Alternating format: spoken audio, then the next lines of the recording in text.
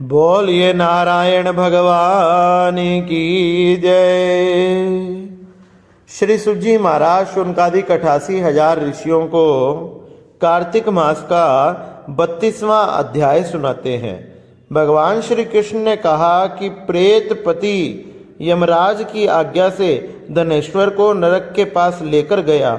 उसे दिखाता हुआ कहने लगा कि हे धनेश्वर, इन भयंकर नरकों को जिनमें कि पापियों को यम के दूत सदा ही दुख देते हैं, ये देखो, यह तत्ववाचुक नाम का नरक है, जिसमें देह जलने के कारण पापी विलास कर रहे हैं।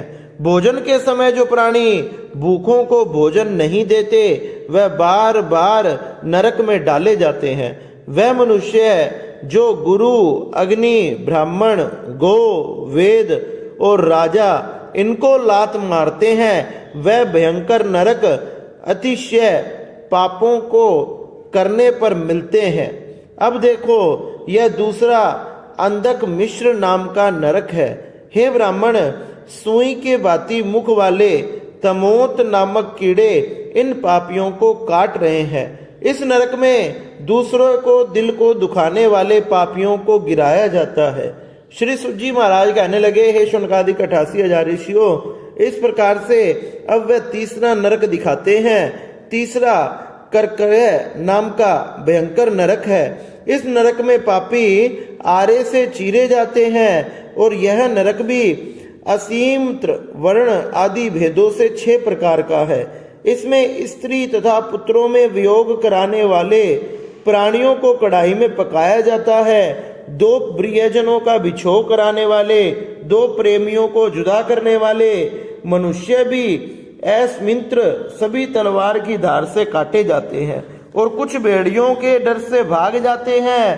अब यह चौथा नरक देखो, इसका नाम अग्रल नरक है। इसमें पापी लोग तरह तरह से चिल्लाते हुए इधर उधर भाग रहे हैं। ये नरक भी वध आदि भेदों से 6 प्रकार के हैं। ये देखो, ये कूट शालिल्य नामक 5वां नरक है, जिसमें कि अंगारों की भांति कष्ट देने वाले बड़े बड़े कांटे लग रहे हैं। ये भी यातना आदि के भेदों से 6 प्रकार का है। पर स्त्री गमन करने वाला प्राणी इस नरक में पकाया जाता है। देखो, यह उल्वण नाम का 6ठा नरक है, जिसमें कि सिर नीचे करके पापियों को पकाया जाता है। जो लोग भक्ष्य भाषण करते हैं, जिन वस्तुओं का भक्षण नहीं करना चाहिए, मदपान आदि करते हैं, इनका विचार नहीं करते, दूसरे की निंदा चुगली करते हैं, उनको इस नरक में डाला जाता है। देख लो कि ये लोग किस तरह से चिल्ला रहे हैं। दुर्गंध भेद से ये नरक भी 6 प्रकार का है। ये देखो, 7वां कुंभी पाक नाम का नरक है। ये बहुत ही भयंकर है, पीड़ा को देने वाला है। हे ब्राह्मण, ये भी 6 प्रकार का है। इसमें महापातकी लोगों को पकाया जाता है। इस नरक में हजारों वर्ष तक यातनाएं भोगनी पड़ती है। यही रोरव नरक है। इच्छा रहित जो पाप किए जाते हैं, वह सूखे, और इच्छा पूर्वक जो पाप किए जाते हैं, वह पाप आद्र कहलाते हैं। इस प्रकार से शुक्षक और आद्र भेदों से ये प्रकार 2 प्रकार का है। इनके अतिरिक्त और भी अलग अलग प्रकार के 84 प्रकार के पाप हैं। पहला अपकर्ण, दूसरा बांडकात्य, तीसरा मलिनकरण, जाति बशकरण, उपाय, अति पाप, महापाप, ये 7 प्रकार के पाप हैं। जो जीव जैसे कर्म करता है, वह इन 7 नरकों में अपने अपने पापों के कर्म के अनुसार पकाया जाता है।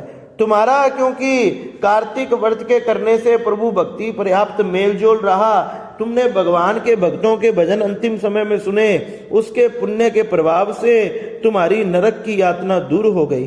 भगवान कृष्ण ने कहा कि इस प्रकार से प्रेतों ने धनेश्वर को सब प्रकार के नरक दिखा के बाद में यक्ष लोक में ले जाकर वहां का राजा बना दिया और वहां पर उसका नाम धनज्ञ हो गया। वह कुबेर जी का सेवक बन गया और बाद में महर्षि विश्वामित्र जी ने उनके नाम पर तीर्थ बनाया।